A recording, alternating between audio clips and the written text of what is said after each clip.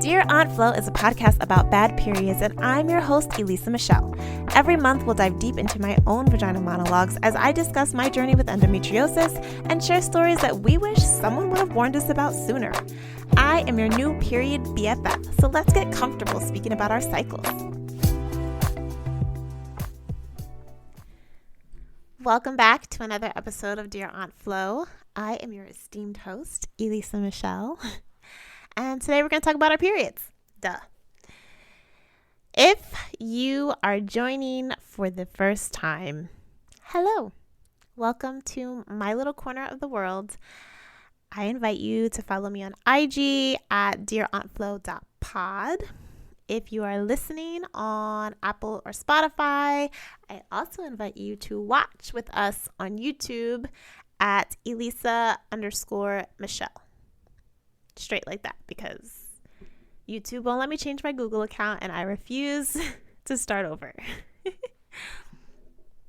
So find me, subscribe, like, comment, share, all of those interactive good things. And yeah, today we're literally going to talk about like our period, but as like a whole. Like we're diving in to the cycle. And when I say cycle, I mean all 4 phases and then everything in between. But you know what we have to start with first. And if you don't, it's called A Letter to Aunt Flo. Dear Aunt Flo, we are not on the same page. You no longer provide ample warning before you arrive. And it's like showing up at someone's house without calling or texting first. And I don't like that. I need to know ahead of time so that I can put on the full armor of God. Okay? Okay. Sincerely fed up, Elisa Michelle. Okay, so this is one of those obvious topics because it's a period podcast, but I was also a few years old, when I learned about the phases of a menstrual cycle. AKA the number of days in between your periods, like day 1 of one and day 1 of the next. And growing up, I can't recall ever learning about this, not even in health class. And we've talked about the lack of full education, full scope education during health class. But I don't remember learning about any of this. And when I say this, I'm talking about the 4 phases of a menstrual cycle, of a period cycle, of a cycle. So you have your menstrual phase, your follicular phase, your ovulation phase, and your luteal phase. And I'll dive into them in a second, but back to my story. I don't recall learning about any of these phases and the relation to how my body changes over the course of an entire month, right? So it's not just during the week of your period that your body is going through a transition or a transformation. I talk a lot about only having like a week to yourself every month, but I don't even know if it's that long. So many of us were on birth control early in life, so who even really knows like their own body without hormones intervening in some way? And that's hella frustrating. For so long, women were, and definitely still are, told that you PMS or whatever the week before your cycle, then you have it, and then you go back to normal until it comes back again. But that's not actually the case. Okay, everybody's different. So a typical cycle is 28 days. But some women have a 35-day cycle or a 21-day cycle. And it can vary because we're all different. There are some women who have a PCOS who literally just like don't bleed for months at a time. So this is the part where I also remind you that I'm not a doctor, but I learn things and then I share them. And I'm learning to ride along with you, so give me grace. but also like learn something too. Hopefully. I hope you do. Right. So I think that it's important to keep track of your cycle because you never know, like, or you just want to be like aware of what's happening at your with your body at any point so that you can pinpoint different changes. If something happened to you last month that's not happening this month, or maybe something happened to you last month that you're not used to, that hasn't happened before, like you need to know when things are out of your norm for your own body. Side note, this is not sponsored in any way, but I mean, if you would like to, please hit me up. But I recently became aware of this period tracker app called Stardust, and I'm telling you because it's woman owned, but it also, you own the data that you put into this app, right? So it can't be tracked by the government in them. And that's important because, well, we all know what happened, okay, a few weeks back. So keep that in mind.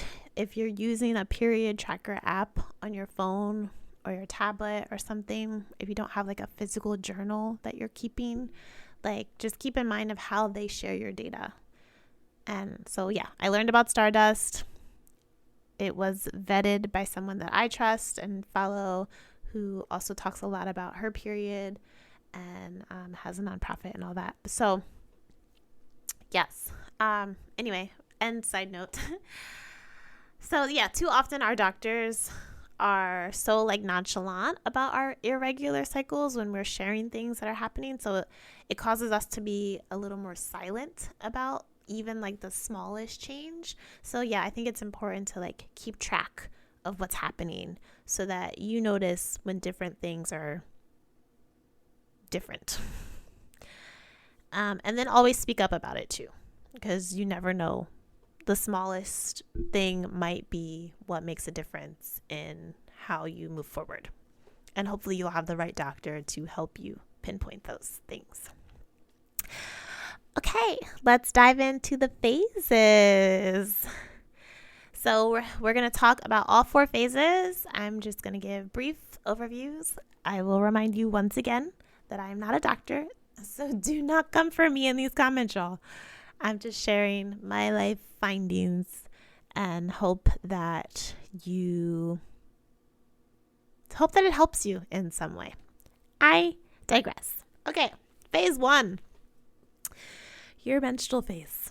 This is, and again, I will say like different days and numbers and things. This may vary from person to person. So your menstrual phase is day 1 through 5. This marks the beginning of your cycle when the uterine lining sheds.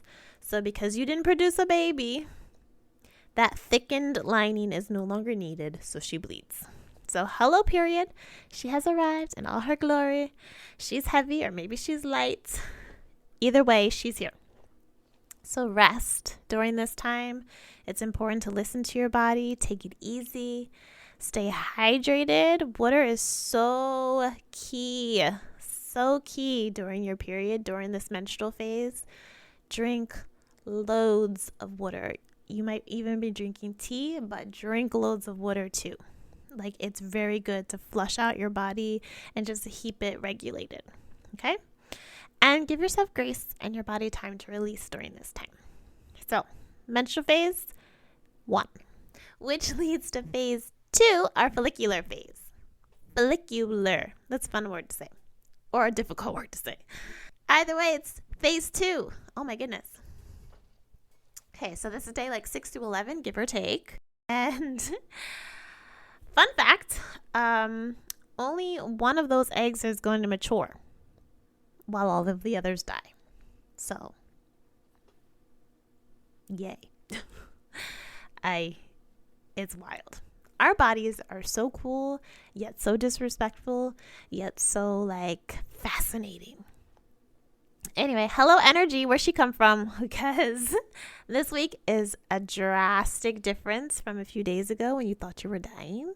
Okay, your follicular phase is your new beginning. Okay, you are birthed anew.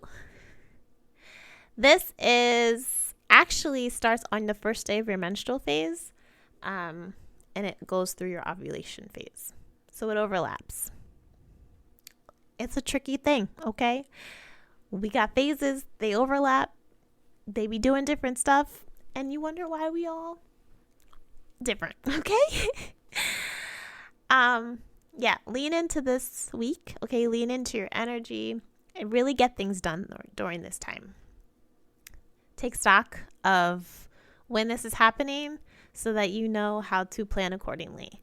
And yeah, give that energy some oomph, okay? If you work out, lift them weights, sister. Lift them weights, okay?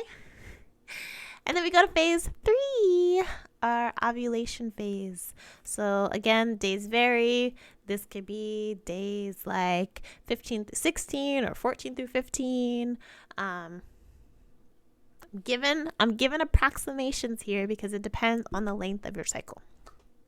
Okay, this is when that mature egg that was chosen during your follicular phase, the mature egg travels through the fallopian tube and has about 24 to 48 hours to be found by sperm to produce whatever it's supposed to produce. Otherwise, it dies. Again, disrespectful, okay? You have a very short window of time here. Very short window of time, depending on where you are, what stage you are in life. If you're trying to have a baby or not, that will vary. But yeah, early sperm catches the worm or the egg, and yeah, if no baby, then it's off to the next phase. Also, some women can like feel when their egg drops. That's me, and it's so weird. It's such a weird feeling. Don't like it. But yeah.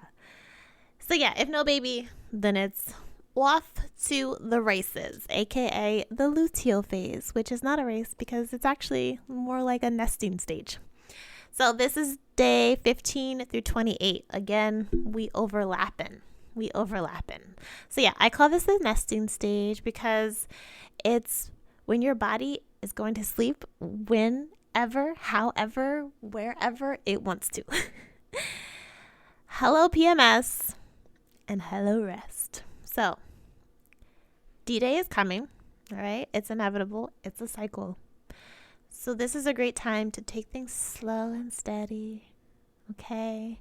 Relax. If you work out, this is the week to do yoga and stretching and deep breathing and really center yourself. Be one with your body and really just like hone in on the lack of energy, because your energy levels will decrease during this time, okay? This is also where the uterus prepares for a possible pregnancy if, again, you're at that stage of life. So yeah, overall, I think it's just important to know that your period is not just the week that you bleed.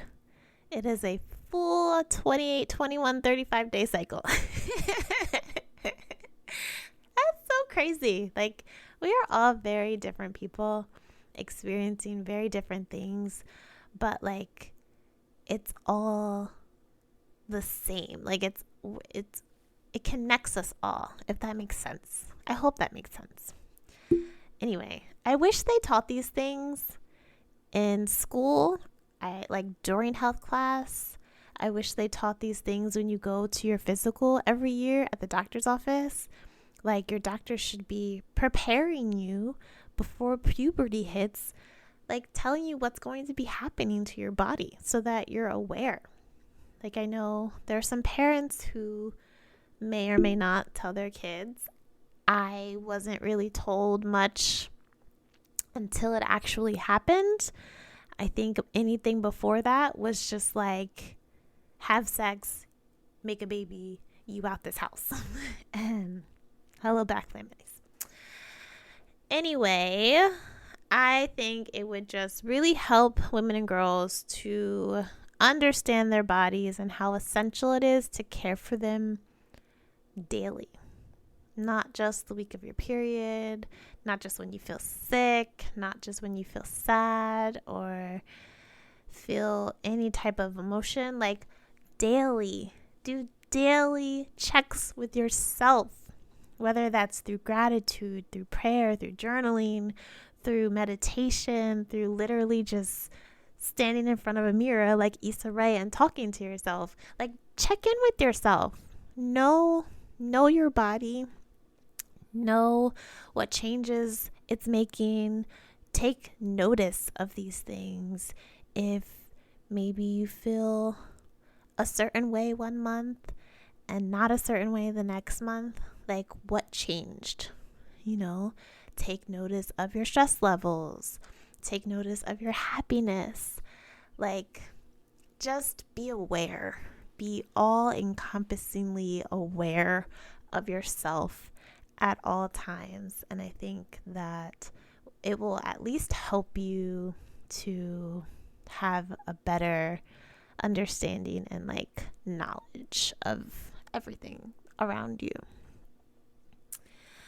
Also, a great thing to know, or a great thing from knowing about all of these different phases during your cycle, you'll know how to schedule your life accordingly, okay? If you're a person who hates back-to-back meetings, you know not to schedule them during your luteal phase because you want to rest and relax, okay? Schedule them during your follicular phase when you have more energy and when you're able to really dive in and get things done. Don't schedule them during your luteal phase right before your cycle starts because your body needs time to recharge and get ready for battle. I hope it doesn't have to get ready for battle, but if it does, don't schedule no meetings. Okay. I hope this episode helped. I hope it brought clarity. I hope it taught you something new. I hope it challenges you to be kind to yourself. So yeah, leave a comment below if you're watching on YouTube. Interact with me, like it, love it, share it, hit that subscribe button, obviously. If you're listening on the podcast, leave a review if you've been listening for the past few episodes. If you've been listening since the beginning, please leave a review. It will help others find me so that we are able to be in this together, okay? Grow this community, open these conversations, have dialogue, and just be great, okay? I invite you to share this episode with a friend or a partner and just let's talk more about our periods. Okay, they're all different. And I think if we collectively share what's happening with one another, we can really fight this thing and really get after knowing how to handle our bodies. Especially handle them better, handle them with more care. All right, now let's get into our affirmation. Knowledge is power, and I am equipped to handle whatever comes my way. So say it with me. Knowledge is power, and I am equipped to handle whatever comes my way. I see you. I love you. I hear you. I see you. Peace. Hey BFFs, thanks for tuning in to Dear Aunt Flo. If you enjoyed this episode and would like to show support, be sure to subscribe, rate, and review on Apple Podcasts. This will help more period BFFs find our community and add to the conversation. Follow on IG at dearauntflo.pod and let me know what topics you'd like to cover this season. Catch you in the next episode, period.